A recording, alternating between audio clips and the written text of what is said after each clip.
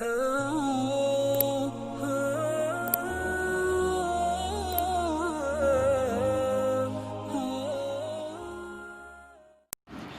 اللہ الرحمن الرحیم۔ آج کے مسائل میں ایک مسئلہ یہ ہے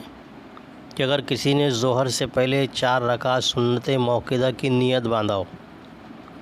اور اسی درمیان میں ظہر کی نماز بجماعت شروع ہو گئی، اس نے 2 رکعت پوری کر کے سلام پھیر دیا ہو، تب اسے فرضوں کے بعد پوری 4 رکعت پڑھنی ہوں گی اور پہلی والی 2 رکعتیں نفل ہو جائیں گی۔ دوسرا مسئلہ یہ ہے کہ اگر کوئی شخص سفر میں گیا اور اپنے آپ کو مسافر خیال کیا اور مسافر خیال کر کے 4 رکعت والی نماز 2 رکعت پڑھ لیا، بعد میں اسے معلوم ہوا کہ اس کا سفر 77.5 کلومیٹر سے کم تھا، تب اس کو تمام نمازیں وتر کے ساتھ قضا کرنی ہوں گی۔ تیسرا مسئلہ یہ ہے کہ فرض یا واجب یا سنت موقدہ والی نماز میں قاعدہ اولیٰ میں بھول کر اگر اتحیات کے بعد کسی نے درود شریف پڑھ لیا ہو یا اللہم صلی علی محمد تک پڑھ لیا ہو تو اس پر سجدہ سہو واجب ہے۔ اگر اس سے کم پڑھا ہو تو پھر اس پر سجدہ سہو واجب نہیں ہے۔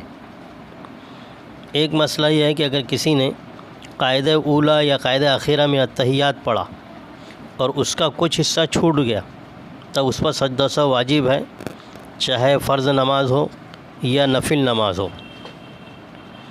ایک مسئلہ یہ ہے کہ 4 رکعت کسی نے نفل کی نیت باندھی، اس کے قاعدہ اولیٰ میں اتحیات پڑھنے کے بعد درود شریف بھی پڑھ لیا ہو تو اس پر سجدہ سہو واجب نہیں ہے، بلکہ 4 رکعت والی نفل نمازوں میں 2 رکعت پر تشہد کے بعد درود پڑھ کر ہی اٹھنا چاہیے، یہی اچھا ہے۔ اور ایک مسئلہ یہ ہے کہ قاعدہ اولیٰ میں اگر کسی نے 2 مرتبہ تحیات پڑھ لیا ہو تو سجدہ سہو کرنا واجب ہے۔